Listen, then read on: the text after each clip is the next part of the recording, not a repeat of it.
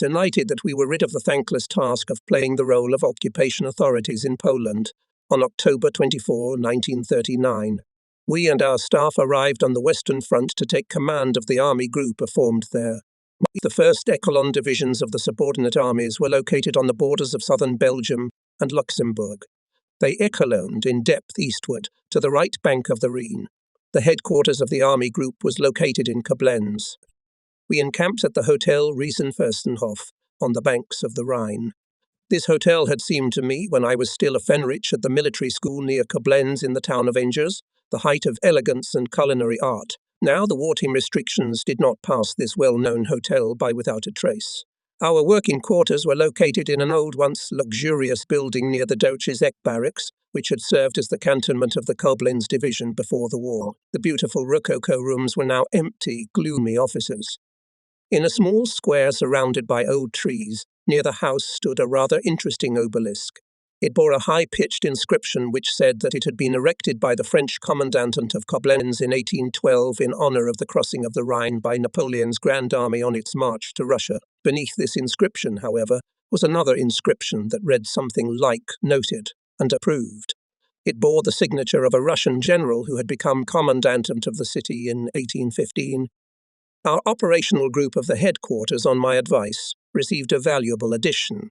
An old staffer, Lieutenant Colonel von Treskov, who in July 1944 had been one of the leaders of the conspiracy against Hitler, and then willingly took his own life, should be appointed Assistant Chief of the Operational Department. Tresco, even in peacetime, had worked with me in the First Directorate of the General Staff. He was a highly gifted officer and a fiery patriot. Intelligence, education, and ability to hold himself in society gave him a special charm. A perfect match for this elegant, aristocratic-looking man was his equally intelligent as well as beautiful wife, the daughter of the former Minister of War and Chief of the General Staff, von Falkenhayn. At that time, there was perhaps no more handsome couple in Berlin officer circles than the Treskov couple. With Treskov, I had established a relationship of mutual trust, and I would even say friendship since our work together in the Operations Directorate. And now, in Koblenz, he became one of my most valuable assistants in the fight for the implementation of the Army Group headquarters, defended the plan of attack in the west. When I was later appointed commander of a tank corps, and then commander of the army, I both times asked for Tresco as chief of staff. My requests were rejected with the original justification. I supposedly do not need such a smart chief of staff. When then, in the spring of 1943, I was offered Treskov as Chief of Staff of the Army Group, I could not prefer him to my experienced in many joint battles Chief of Operations, General Buss, who was also in the same years with me, and asked this general for the post of Chief of Staff. I mention this only in view of the fact that a gentleman intimately acquainted with Tresco was spreading the version that I then rejected Tresco's candidacy, ostensibly because he was not a reliable National Socialist. Anyone who knows me will realize that I did not, of course, choose my colleagues on that basis. In addition to exceptional abilities in the service, Tresco was a witty conversationalist, and he was always willingly received in a small circle at the commander when we were short, long evenings. True, when he once wanted to give the commander and all of us a special pleasure and ordered to put a large bowl of edible shells on the table during breakfast, Brandstedt, in response to his extravagance, only shook his head. If those months in Koblenz were destined to become the winter of our discontent, it was because of the strange and uncertain position in which we found ourselves as a result of the Shadow War in the winter of 1939, the drôle de guerre, as the French called it. It would have been easier if we had known the task of the operation, which we were to carry out in the spring, in order to systematically prepare for it, the troops under our command. But, as you know, Hitler was going to conduct an offensive in the late fall of 1939, and when it turned out that this was impossible, during the winter, every time his weather forecasters, the meteorologists of the Air Force, promised good weather, he gave the order to move to the areas of concentration for the offensive. And each time these predictors had to come down from their ladder, because either heavy rains made the terrain impassable, or heavy frost and snowfall questioned the possibility of successful actions of tanks and aircraft, and so constantly the signal to attack was given, then trumpeted the rebuffs, a rather bleak situation for both troops and commanders. At the same time quite clearly manifested Hitler's distrust of the reports of the troops, which did not correspond to his wishes. When the Army Group headquarters sent another report that the long rains at the moment make the beginning of the offensive impossible, Hitler sent us, his adjutant Schmund, with the task on the spot to make sure of the state of the terrain. Here Treskov was right on the spot.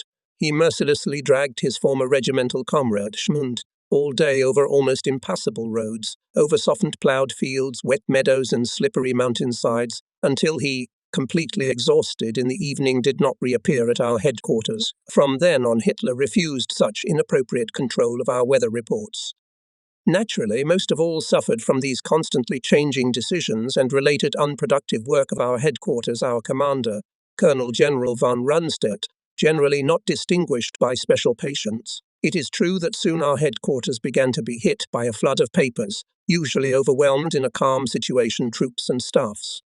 But since a very good law in the German army was to relieve senior commanders of all sorts of trivialities, this stream of papers almost completely bypassed the Colonel General. So he took a long walk along the Rhine embankment every morning, during which I often accompanied. After all, I needed a little movement too. Even during the frosty winter, when the waters of the Rhine were firmly icebound, Rundstedt wore only a thin rubberized raincoat. To my remark that one could catch cold and die that way, he replied that he had never yet had a winter coat, and that he was not going to buy one in his old age. And so it was indeed. This elderly man still had the Spartan upbringing of the cadet corps. He reminded me of my own stay at the cadet school in another way. When the Colonel General sat at his desk after a walk and waited for me or any of the officers of the staff to report to him, he was eagerly reading a thrilling detective novel. It is interesting that detective novels are read by many, even distinguished men who willingly resort to them as a means of dissipating themselves. However, our esteemed commander was still a bit shy when caught reading such books, so he would put the novels in an open drawer of his desk, which he would quickly slide open whenever anyone came in to report to him. This was also done by us cadets when a tutor entered our room during duty hours. My attempt to entertain the Colonel General on one of the long evenings with a visit to one of the frontline movie theaters failed.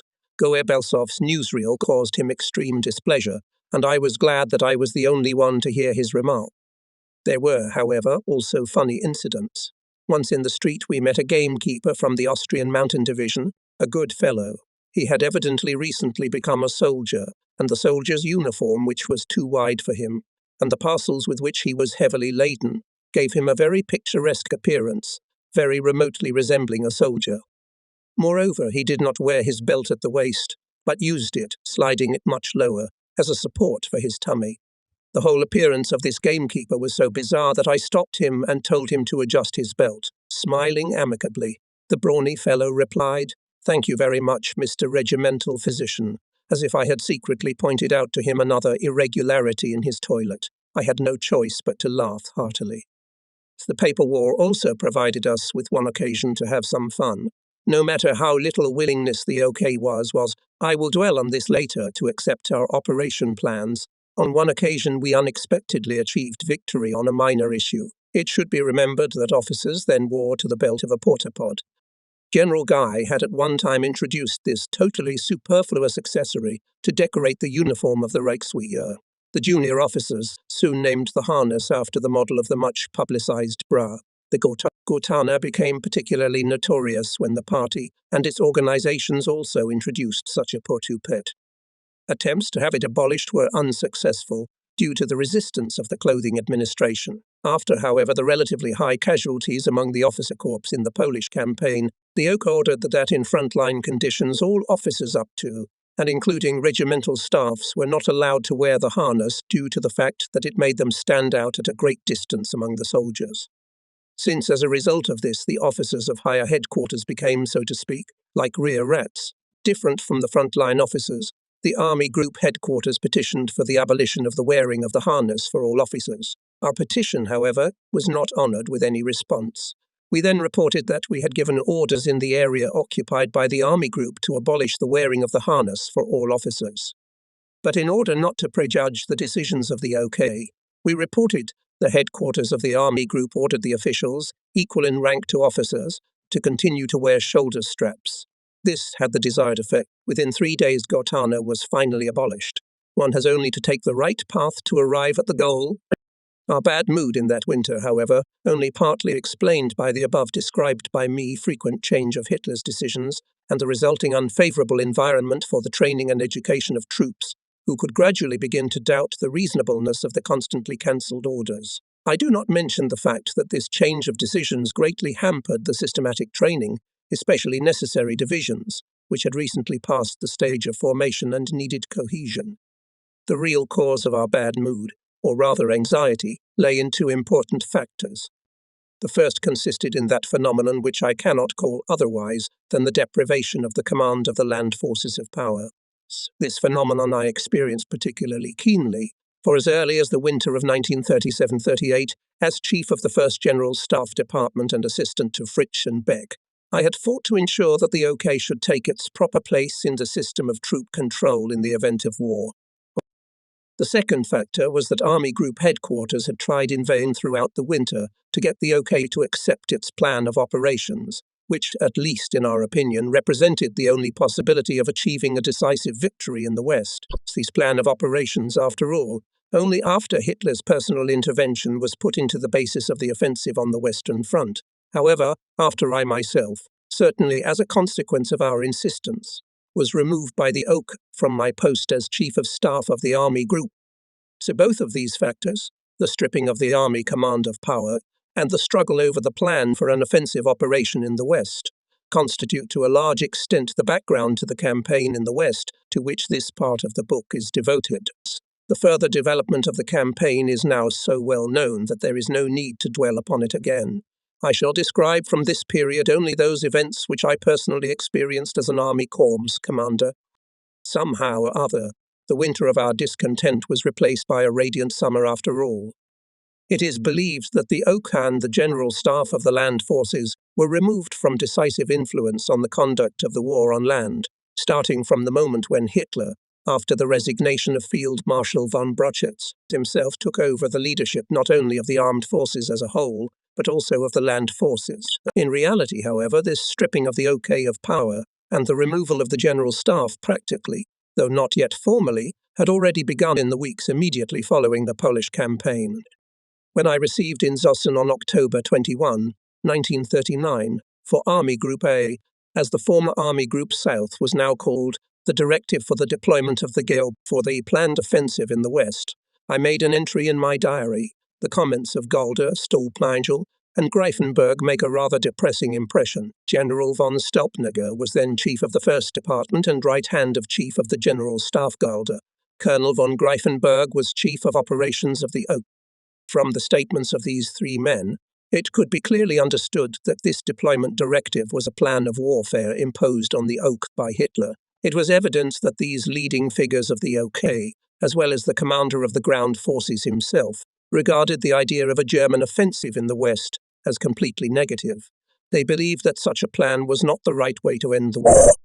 Moreover, from their statements it could be concluded that they did not believe that the German army would be able to win a decisive victory in the West. This impression was then confirmed by reading the deployment directive, as will be discussed below, and was subsequently reinforced by visits of the commander of the land forces and his chief of the General Staff, who repeatedly visited the headquarters of the Army Group.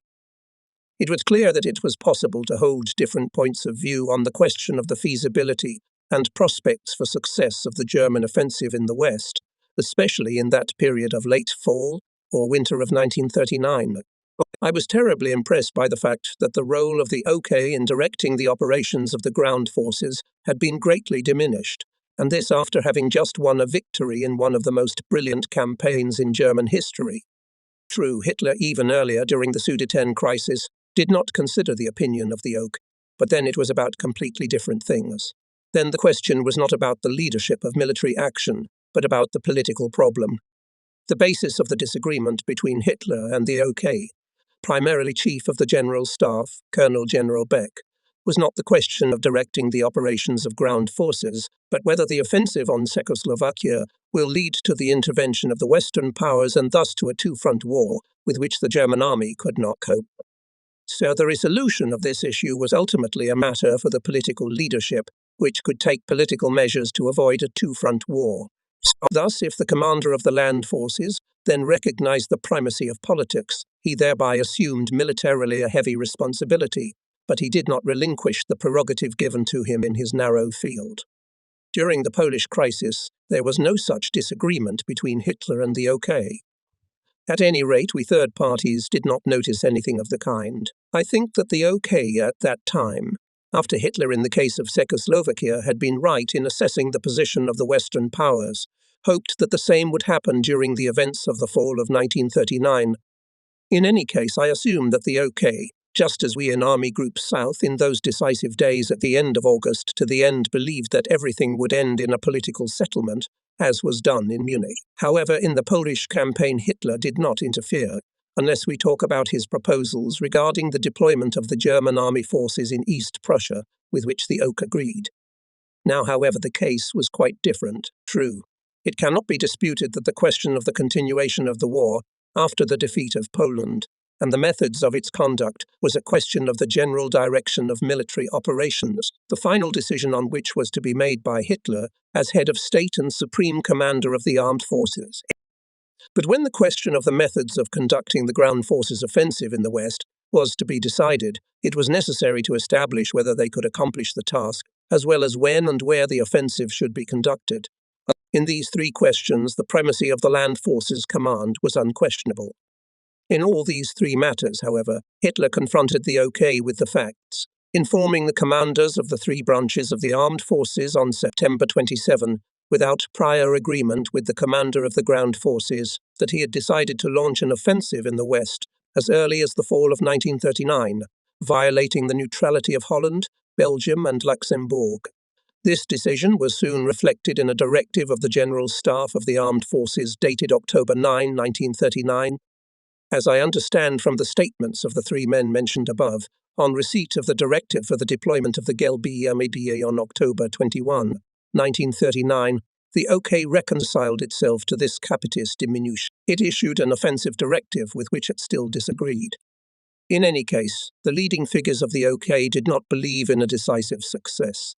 It should be noted here that doubts in this regard, given the balance of forces on the Western Front, were not without foundation. From all this, I could only conclude that the OK in this case abandoned its leadership role as an institution responsible for the conduct of the war on land, and reconciled with the role of a technical executive body.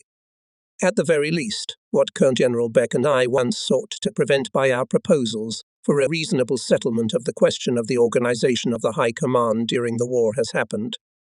He proposed then that there should be one authority which should unite both the direction of all the activities of the armed forces and the direction of operations on land, being the sole responsible advisory body of the head of state in matters of warfare, at any rate until victory was won on the continent. Either the commander of the land forces should assume simultaneously the direction of all the armed forces, or the chief of the Imperial General Staff responsible for the direction of all the operations of the armed forces, or the chief of the Imperial General Staff responsible for the direction of the operations of all the armed forces. Under no circumstances, however, could the two general staffs, the armed forces and the land forces, be allowed to interfere in directing the operations of the latter. This appears to have been the situation. Hitler and his general staff of the armed forces decided what operation should be conducted by the ground forces, as well as when and where. The OK was left to draft appropriate orders, even if what it was now to do did not meet his point of view. The commander of the land forces was relegated from being a military advisor to the head of state to one of the commanders of the three branches of the armed forces, obliged only to execute orders. In the very near future, this was vividly confirmed in the creation of the Okby theatre of operations in Norway. If one asks oneself how it came about that the OK was similarly relegated to the background, the answer must be sought both in the field of personal relations and in the question of how the war should have been continued after the victory over Poland.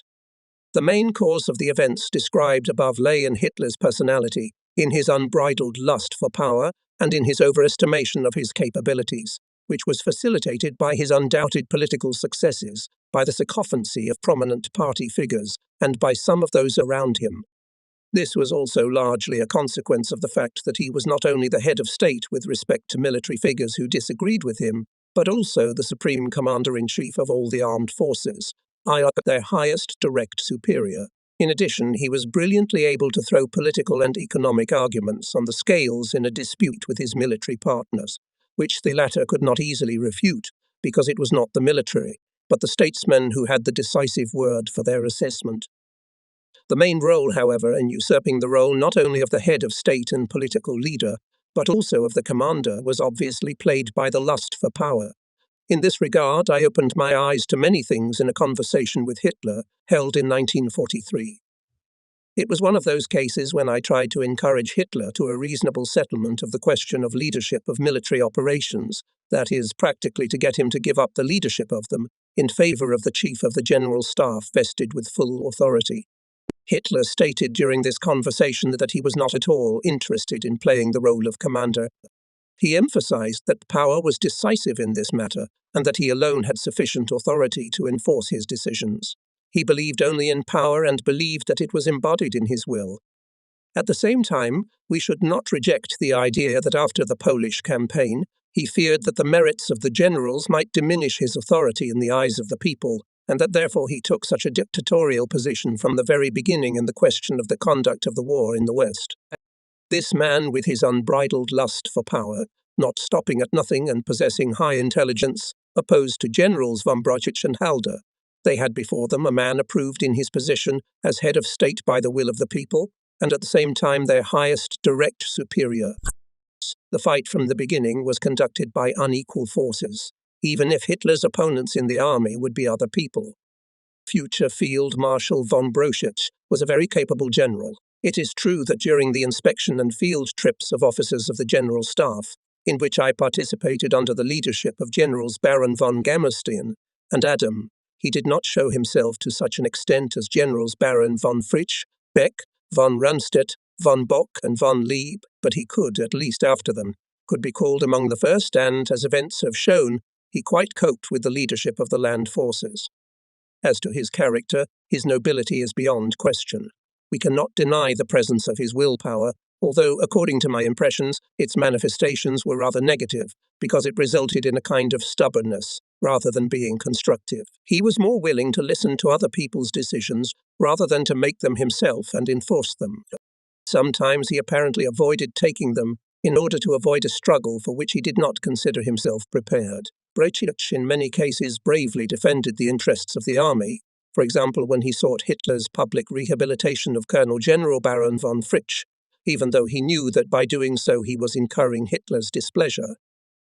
The army order he issued on von Fritsch's death was a sign of courage, but in the proper sense of the word he could not be called a fighter.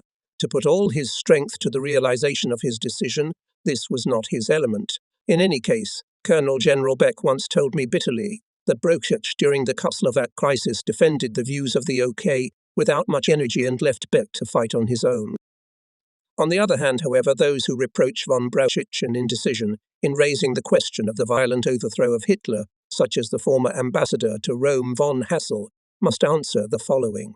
It is quite different to hatch, as is typical of politicians, for a coup d'etat behind a desk, without feeling any responsibility, than being at the head of the army, to carry out such a coup, leading in peacetime to the danger of fratricidal war, and in time of war to the victory of external forces. Field Marshal von Brauchitsch, an elegant man of emphasized aristocratic type, behaved with dignity. He was correct and polite, even courteous, although his courtesy did not give the impression of warmth to the interlocutor. Just as there was nothing in his appearance that resembled that of a fighter who inspires his opponent with respect or at least caution, so there was no energy to be found in it that could carry everyone away, and no creative spirit. He gave, on the whole, the impression of a man cold in address and reserved. Often he seemed somehow constrained. He was certainly very scrupulous.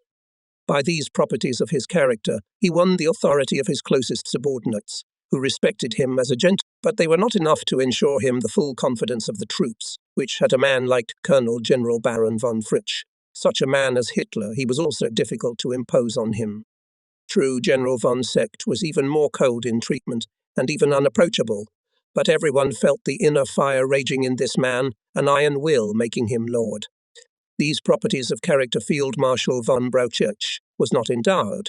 He also did not have that directness of the soldier which helped his predecessor, Colonel General Baron von Fritsch, not to mention his great military ability to win the hearts of soldiers.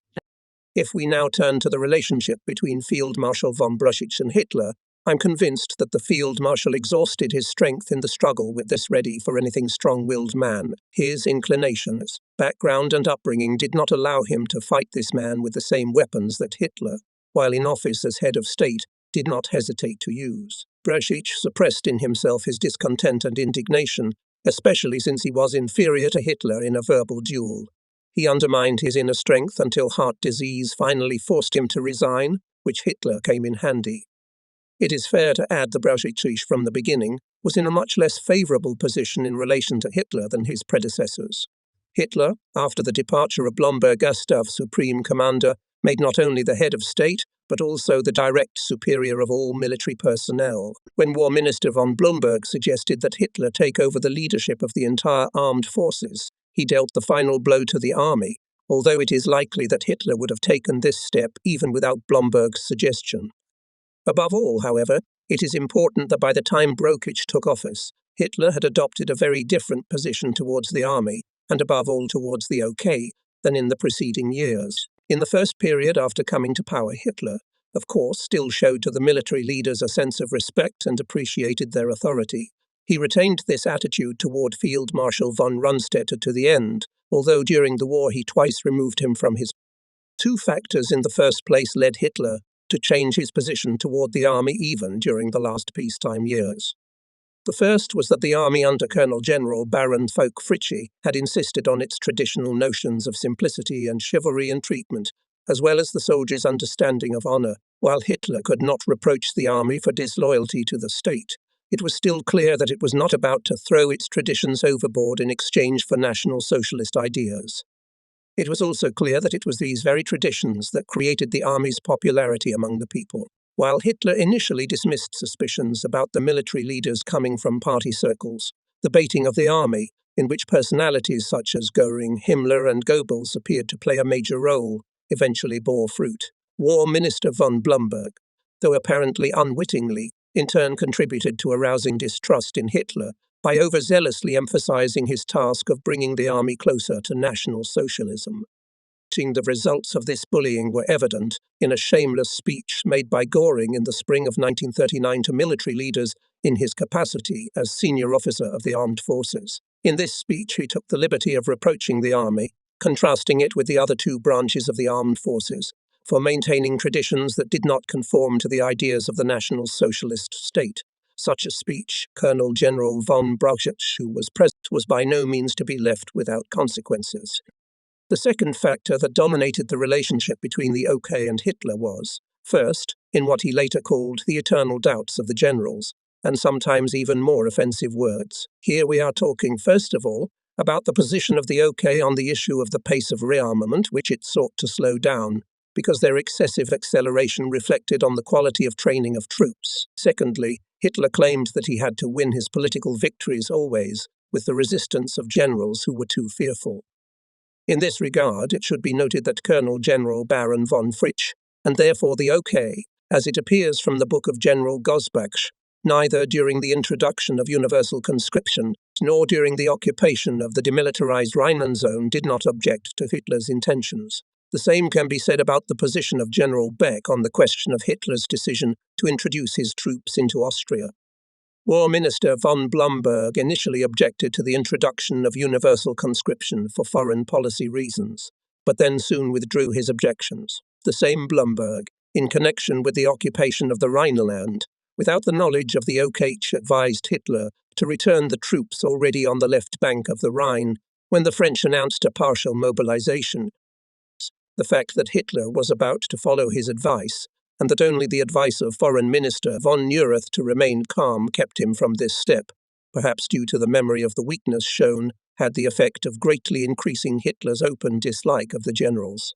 If the OK further in the years of rearmament often emphasized that the army was by no means ready for war, it was guided by its direct duty.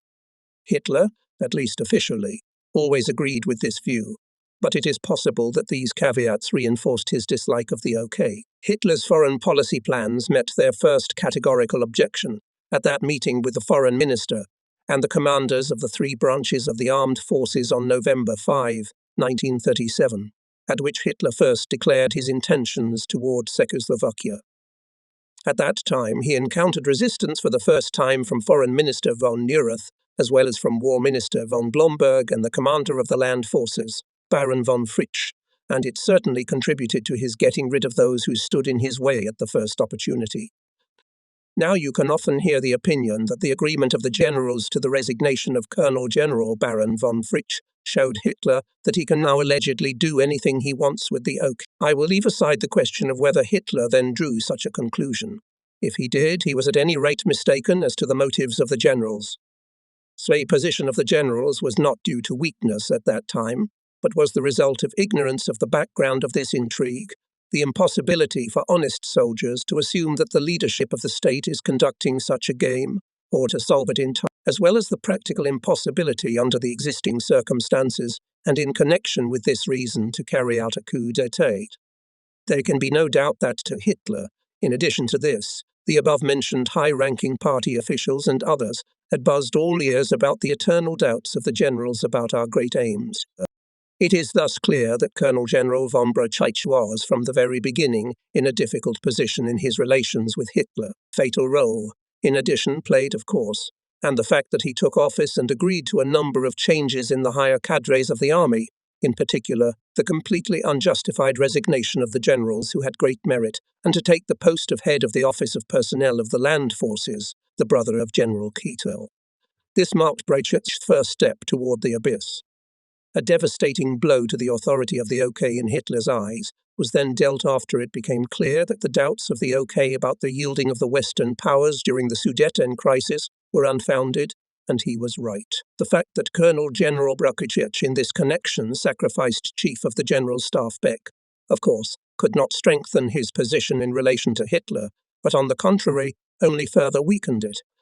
The second person who, after Beck's resignation, opposed Hitler as an important figure in the OK was the future Colonel General Halder. In respect of his military abilities, was a worthy assistant to General Feldmarschall von Brauchitsch. In any case, they felt for each other in their joint activities full confidence.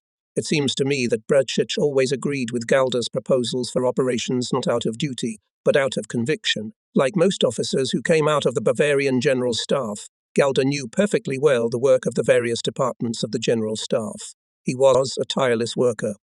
Moltke's words genius' diligence obviously served as his motto.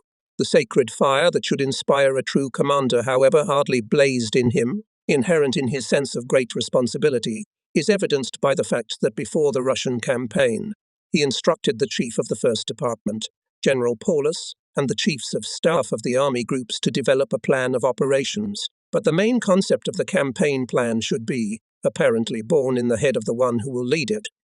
Galder lacked the subtlety of von Brauchitsch. Galder's statements were characterized by the utmost business-like character. I myself witnessed the persistence with which he defended his point of view before Hitler. It was very revealing how fervently Halder advocated for the interests of the troops, how acutely he experienced together with them imposed on him wrong decisions. But one's sober business-mindedness was not a quality that could have impressed Hitler. Hot love for the army on him did not make an impression.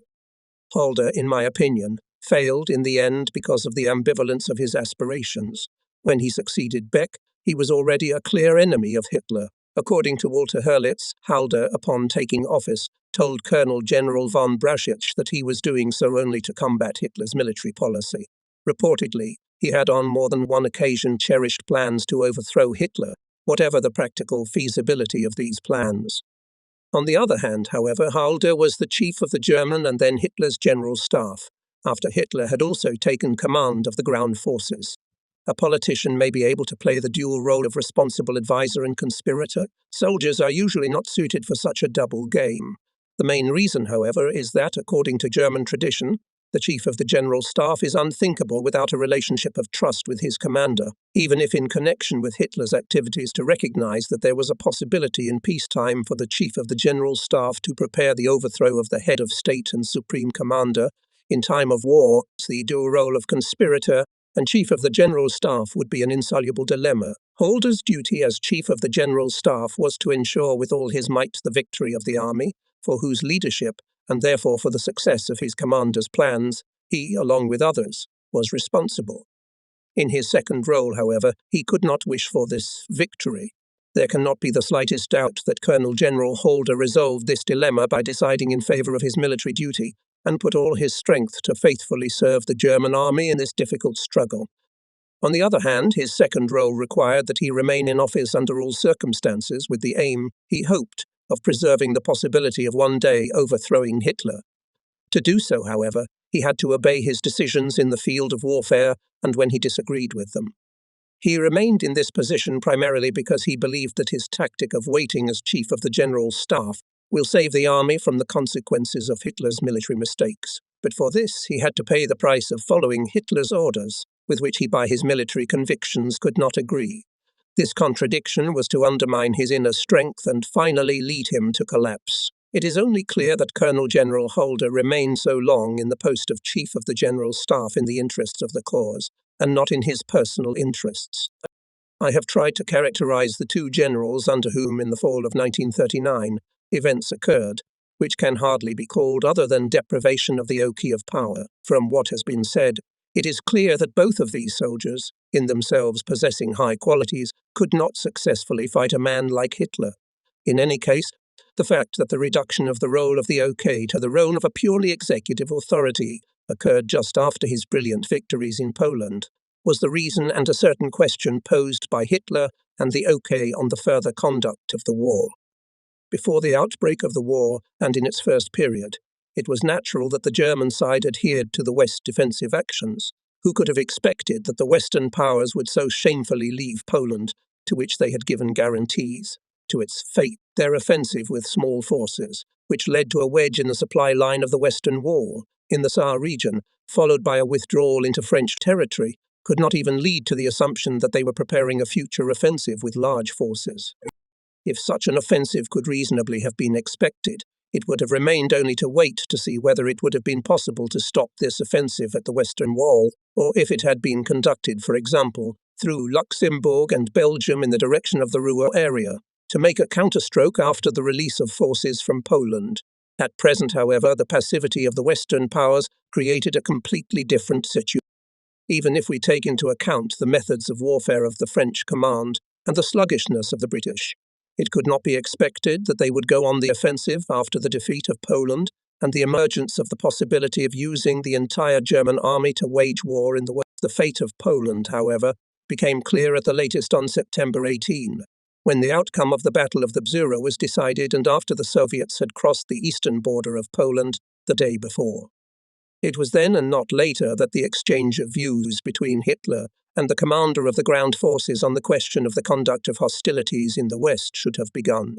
Nevertheless, as can be judged from the published data, this did not happen. It can be assumed that the reaction to the brilliant victory in Poland, as well as the unexpected passivity of the Western powers, on the part of Hitler and on the part of the leaders of the OK, was quite different.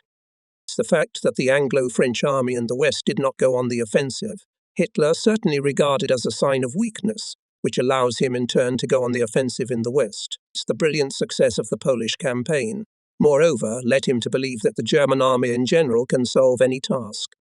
But it did not hold the latter opinion at all, as we shall show below.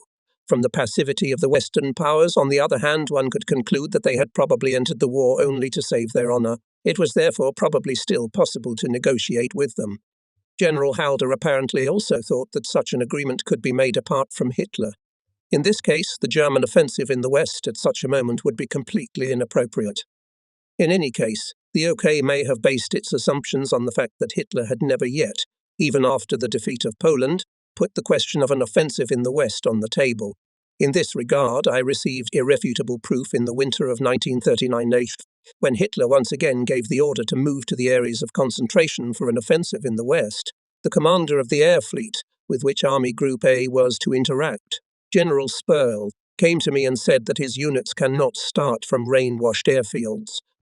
In response to my remark that in the past months there was enough time to create concreted launching tracks, Spurl said that Hitler at one time categorically forbade to carry out any work designed to prepare for the offensive. The same applies, however, to the production of ammunition, which was not carried out to the extent necessary if an offensive in the West was planned.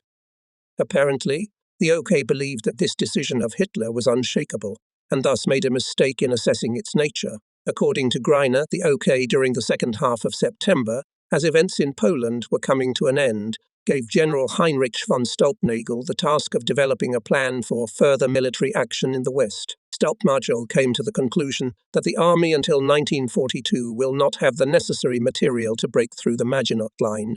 He did not consider the possibility of bypassing it through Belgium and Holland, since the German government had promised these countries shortly before to respect their neutrality.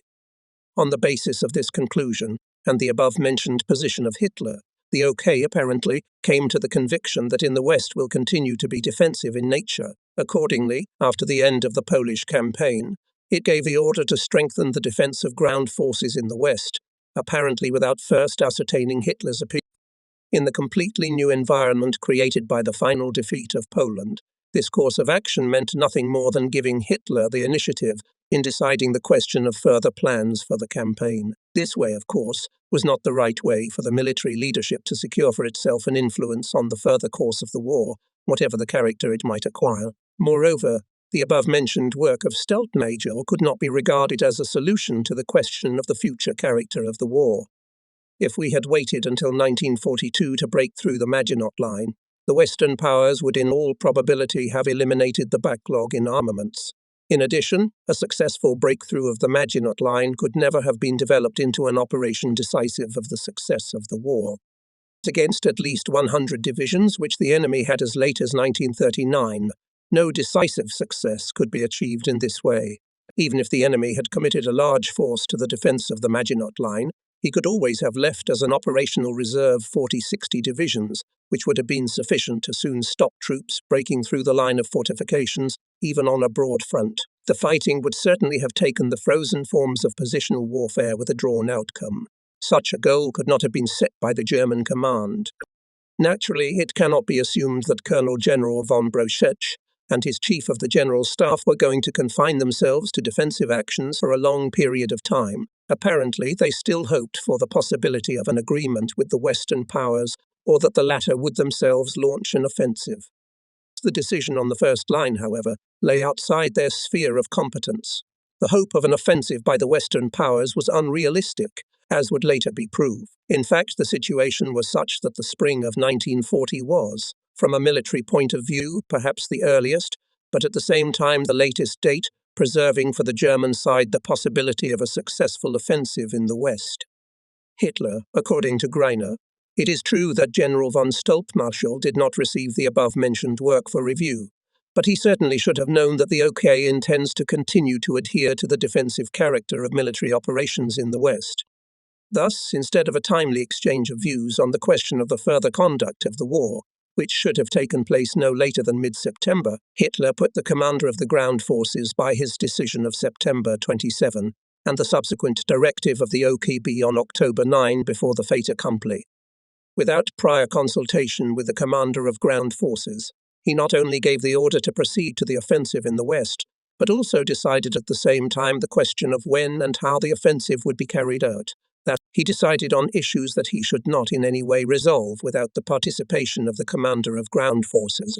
Hitler demanded that the offensive be launched as early as possible and, in any case, as early as the fall of 1939. At first he, according to General von Lossberg, gave a deadline of October 15. This deadline, even if it was sufficient for the transfer of troops over existing communications, had to be based on the premise that tank formations and aircraft were to be transferred from Poland no later than the end of the Battle of the Yser, which was itself possible. Further, Hitler established in advance how the offensive operation was to be carried out, bypassing the Maginot Line through Belgium and Holland. The commander of the ground forces remained only to technically carry out this operation, on which his opinion was not heard, and in respect of the decisive success of which, in any case, in the fall of 1939, he held a negative opinion. If one asks how it could have happened that the commander of the land forces, reconciling himself to Hitler's plans, allowed such a capitis diminutio, the correct answer can, in my opinion, be found in Greiner's book The General Command of the Armed Forces. He believes that Colonel General von Broschetsch was of the opinion that direct objection would accomplish nothing. The same point of view is expressed on the basis of personal acquaintance with Hitler and his then position. General von Osberg, Colonel General, apparently hoped that with a show of good faith at the time, he would later succeed in dissuading Hitler from his plan. He apparently also believed that the state of the weather would make it practically impossible to carry out an offensive in late fall or winter. If in view of this it was possible to postpone the decision until the spring, perhaps ways could be found to end the war through political negotiations. If the commander of the ground forces and his chief of the general staff reasoned in this way, they were right about the effect of the weather. As for the idea that it would be possible to dissuade Hitler from such a fundamentally important decision, even through the services of General von Reichenau, whom the Oak soon sent on this mission to Hitler, these attempts were, in my opinion, doomed to failure in advance, unless we assume that the OK could find another, better, Hitler-friendly solution. The possibility of ending the war at that time through peace negotiations, on the other hand, was not in sight. The peace proposal sent by Hitler to the Western powers after the end of the Polish campaign met with a sharp rebuff. It is unlikely, however, that Hitler would have accepted a reasonable settlement of the Polish question that would have made an agreement with the West possible, not to mention the fact that such a settlement was almost impossible to imagine after the Soviet Union had already absorbed the eastern half of Poland. It is also highly questionable whether Germany without Hitler could really have achieved an honourable peace. How could Hitler have been overthrown then? If General Halder in October 1939 again sought to carry out the plan of a military démarche against Berlin, I can only say on this point that he would have found after his victories in Poland far fewer followers than in the fall of 1938. Thus, Colonel General von Brauchitsch put up with Hitler's plans, and the OK worked on the directive for the deployment of the Gelb according to the instructions given by Hitler, then the commander of ground forces with the support of his chief of general staff, as reported by Greiner, tried on October 27, citing considerations of a military nature, to get Hitler to postpone the start of the offensive to a more favourable time of year, the spring of 1940.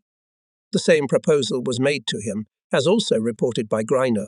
A few days earlier, General von Reichenau, apparently at the request of Colonel General von Brauchitsch, the commander of the ground forces, could count on the support of all the commanders of the Western Front in this regard, although Hitler did not firmly reject all the arguments that were put to him. He left in force the date he had set as early as October 22 for the beginning of the offensive, November 12. On November 5, the commander of the ground forces again made an attempt to change Hitler's mind. This was the day when, provided that the offensive was really to begin on November 12, was expected to order the troops to move to the areas of concentration. During this conversation, held in private, the results of which, however, later became known, there was an irreparable break between Hitler and Colonel General von Brauchitsch, the latter, as Greiner writes in Keitel's words, read Hitler, a memorandum in which were formulated all the reasons that spoke against the launching of the offensive, along with the undoubtedly undeniable arguments against the beginning of the offensive in the fall.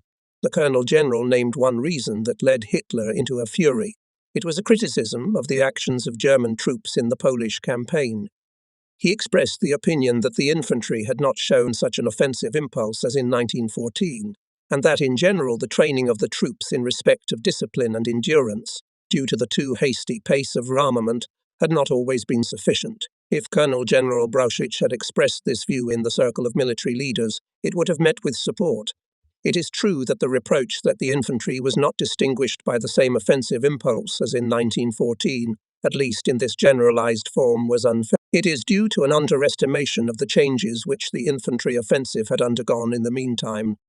The principles of the 1914 offensive were now simply unthinkable. On the other hand, it could not be denied that, as happens at the beginning of a war with troops not yet exposed to fire, our troops showed signs of nervousness in some areas, especially in the battles for settlements. The higher headquarters were also sometimes forced to take drastic measures against the phenomena of indiscipline. This is not surprising when one considers that the Reichswehr had within a few years grown from 100,000 men to an army of 1 million men, and that a large proportion of the formations had been formed at all only during mobilization. All this, however, in the face of the victories of the German army in the Polish campaign, did not yet give reason to conclude that the army was for that reason unable to conduct an offensive in the West. if Colonel General Brauchitsch had confined himself to the clear statement that the newly formed divisions, due to insufficient training and cohesion, were not yet prepared and could not be prepared to conduct an offensive, and that it was impossible to conduct an offensive only with proven cadre divisions, his arguments could not be refuted, just as the argument about the unfavourable season could not be refuted. The above-mentioned arguments in such a general form were exactly what Hitler should least of all have brought, because he felt himself the creator of a new army, which was now called insufficiently prepared. At the same time, Hitler was right that without the political courage he had shown, without the energy with which he had carried out the rearmament, and without the awakening of the military spirit brought to life by the National Socialist movement also among those sections of the population who had rejected it in the days of the Weimar Republic, these armed forces would not have been as powerful as they had been in 1939. Hitler, however, stubbornly ignored the fact that along with his merits in this field, the Reichswehr had the same merits, for without its ideological and material training, without the self-sacrificing labour of the officers and non-commissioned officers who came from it, Hitler would not have had the armed forces which he now regarded as his brainchild, which had won such remarkable victories in Poland. With the doubts expressed to Hitler by Colonel General von Brauchitsch, he had achieved from this dictator, who had already gone quite far in his ego, just the opposite of what he had sought. Hitler brushed aside all the business arguments of the commander, expressed indignation at the criticism that the Colonel General dared to criticize Hitler's creation, and rudely cut off the conversation. He insisted on the beginning of the offensive on November 12. Here, fortunately, the god of weather intervened and forced to postpone this date, which only until the end of January 1940 had to resort to 15 times. So if the OK in this way and was right about the possible date of the beginning of the offensive, as a result of the events described above, there was a crisis in the command of the armed forces, the results of which in the further course of the war had a very detrimental effect. First, it manifested itself in the fact that Hitler and Brauchitsch never saw each other again. In any case, the chief of operations, the future General Husing, on January 18, 1940, told me that Brauchitsch, since November 5, Brauchitsch was no longer at Hitler's side. This position was totally intolerable under the prevailing situation. The next result of the November 5 rupture was the speech which Hitler made on November 23 before the commanders of army groups and armies, corps commanders and their chiefs of staff assembled in the Imperial Chancellery. I can dispense with a detailed summary of the content of this speech, as it is known from other sources. The most significant was that Hitler emphasized his unwavering decision to launch offensives in the West as soon as possible, and he had already expressed doubts as to how long the German rear in the East would be secured. Hitler's statements regarding the fundamental need to launch an offensive in the West were businesslike, well thought out, and, in my opinion, convincing otherwise. His speech was a continuous attack on the OK and, in addition, in general, the generals of the land forces, which all the time stood in the way of his bold ventures. In this respect, Hitler's speech was devoid of any business basis. The commander of the ground forces made the only possible conclusion and resigned. Hitler, however, rejected such a solution of the question. It goes without saying that the crisis in the leadership of the army was by no means eliminated. At any rate, the case was such that the OK was forced to prepare an offensive with which it did not agree. The commander of the land forces was still excluded from consultation on the conduct of the war effort and relegated to the position of executive general. If you examine the reasons that led to this kind of relationship between the head of state and the leadership of the army and thereby to deprive the latter of power, it will be revealed that the decisive role in this played a decisive role in Hitler's desire for unlimited power, his ever-increasing ego, fueled by the bullying of the generals by men such as Göring and Himmler. But it must also be said that the OK greatly facilitated Hitler's removal from the leadership of the army in connection with the position it took on the question of the further conduct of hostilities after the end of the Polish campaign. The OK, by its decision to continue to adhere in the West defensive actions, gave Hitler the initiative. This in spite of the fact that, of course, it was primarily the duty of the OK to make proposals to the head of state about future plans, especially after a decisive victory had been won in Poland by land forces with effective air support in such a short time.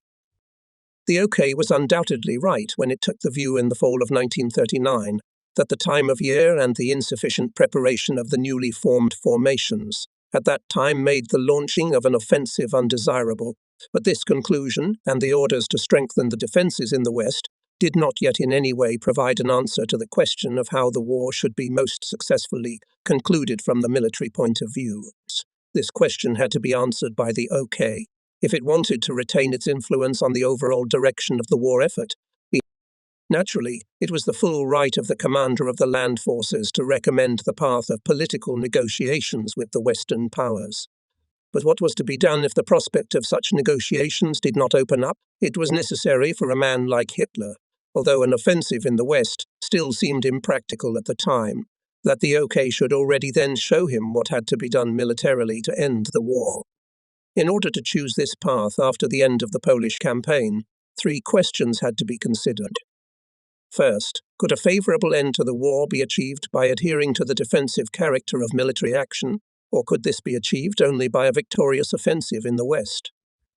Secondly, when could such an offensive be launched with the prospect of decisive success?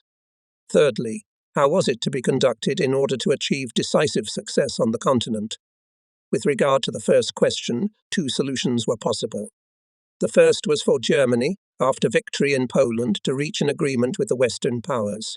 The possibility of success along this path had to be regarded by the OK from the outset with great scepticism, on the one hand in view of the British national character, which allowed only a very small proportion of the probability of compromise, on the other hand since it could hardly be expected that Hitler, after victory in Diełza, Poland would agree to a reasonable settlement of German-Polish border question in a spirit of mutual concessions. After all, this is because Hitler, for the sake of reaching an agreement with the Western powers, could not restore Poland to its old borders after he had already granted its eastern part to the Soviets. This situation could not be changed by any other German government that came to power after Hitler's overthrow. The second possibility of successfully ending the war, while still adhering to the defensive nature of military operations in the West, could arise if the Western powers on their part still decided to take the offensive. Then for the German command would be the prospect of going on the counter-offensive and victoriously conclude the campaign in the West.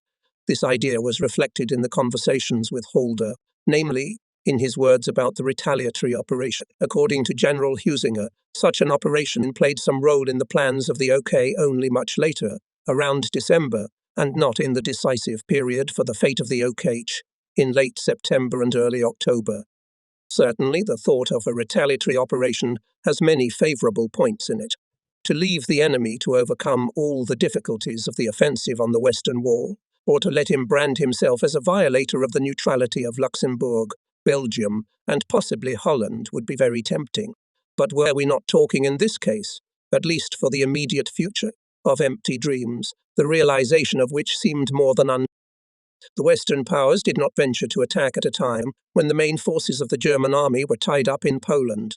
Could they have been expected to launch an offensive when they were confronted by the entire German army? I think, and held this view even at that period, that this prerequisite for a retaliatory operation of the German army did not exist at that time. This opinion found convincing confirmation in the war plan, developed at that time on the instructions of the Commander-in-Chief of the Allied forces, General Gamelin, and later fell into the hands of the German army. The main provisions of this war plan are outlined below. The Allied armed forces would not yet reach a level before the spring of 1941 that would allow them to launch offensives against Germany in the West. In order to achieve numerical superiority of ground forces, it is necessary to attract new allies to their side. The British are not ready to take part in a major offensive until 1941. The only exception is the internal collapse of Germany. The main task of the Western powers in 1940 should be to ensure the inviolability of French territory, and in the event of a German attack on Belgium and Holland to assist these countries. At the same time, it should be sought to create new theatres of war to exhaust Germany. As such are named the northern states and, in the case of Italy's neutrality, the Balkans. Naturally, it is necessary to continue efforts to attract Belgium and Holland to the side of the Allies. Finally, an attempt must be made to deprive Germany of vital imports, both by the above-mentioned creation of new theatres of war, and by closing the ring of the blockade by exerting pressure on neutral states. From this war plan, therefore, it clearly follows that the Western powers wanted to wage a war of attrition, if possible in other theatres of war, until they'd achieved a clear superiority of forces which would enable them, at the earliest in 1941, to launch an offensive in the West. Although the OK could not yet have known of this Allied war plan at the time, it was all too obvious that the Western powers would wage a long-range war in the direction described above. The hope that the nations might grow weary of this shadow war, in view of the enormous loss of life involved in the Western Shaft offensive, was obviously not a consideration that the OK would base its decisions on. However tempting it might seem to give the enemy the initiative at the beginning of a decisive offensive, such a plan would have no real basis. Germany could not in any case wait until the enemy, continuing to arm, to gain superiority on the ground and in the air. This was all the more impossible in view of the position of the Soviet Union. After it had received everything it could expect from Hitler, it had no vital interest in the empire. The stronger the Western powers became, the more dangerous became the position of Germany with a power like the Soviet Union in its rear. To guide the war effort, therefore, the following conclusions had to be drawn after the end of the war in Poland. The first question as to whether, still adhering to the defensive character of military operations in the West, it was possible to end the war successfully, was to be answered in the negative. The exception was the possibility of the political leadership to conclude a compromise with the Western powers, that the commander of the ground forces had the right, given at least the risk associated with the continuation of the war for the army, to advise Hitler to take the path of compromise, is indisputable. Naturally, in doing so, some limited time would have to adhere to a wait-and-see tactic on the Western Front. Regardless, to advise Hitler on military matters was the task as well as the right of the Land Forces Command. It was to tell him what had to be done militarily, if the conflict could not be resolved by political means. A plan containing a military alternative, what was to be done if the possibility of a political compromise with the Western powers, which Hitler obviously hoped for as well, was ruled out, had to be submitted by the OK to the head of state. It could not be assumed that Hitler would still refuse to take the offensive in the West after the victory over Poland, nor wait until he himself decided on the future nature of the war effort. The proposal for a plan of further operations could not be reduced to still adhering to the defensive character of military operations in the West. An exception might have been the assumption that it would be possible to defeat Great Britain by air and submarine warfare. Such an assumption, however, was without any basis. From the military point of view, therefore, if political agreement proved impracticable, only an offensive character of military action could be proposed in the West.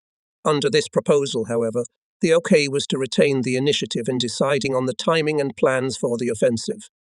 On the question of timing, the OK held the same view as all the commanders on the Western Front, namely, that to conduct the offensive in the late fall of 1939 would not bring decisive success. The most important reason was the time of year. In the fall and winter, the German army could only to a very limited extent to apply its two main trump cards, mobile formations and aviation.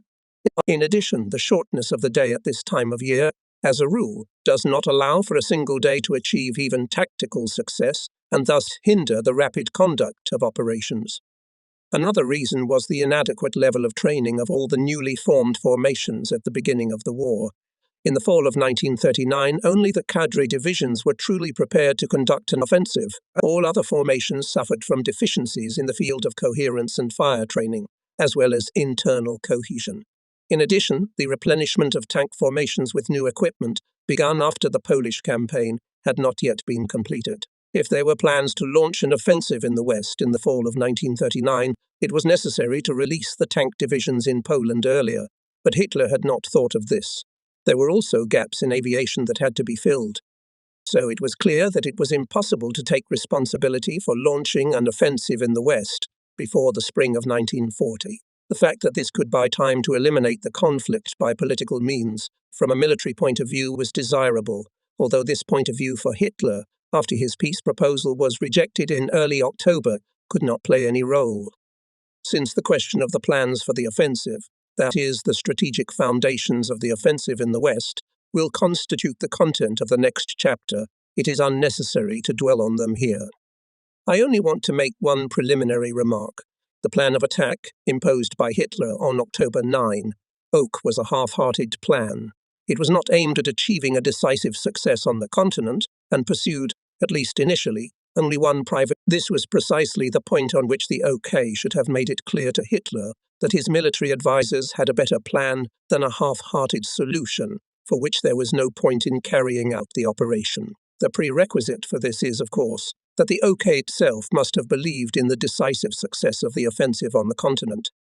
The reasons which prompted the leading figures of the OK in those decisive weeks, after the end of the Polish campaign, to take a passive position on the question of the further conduct of the war in the West, placing in effect in Hitler's hands the right to make decisions on military matters which have not yet been known.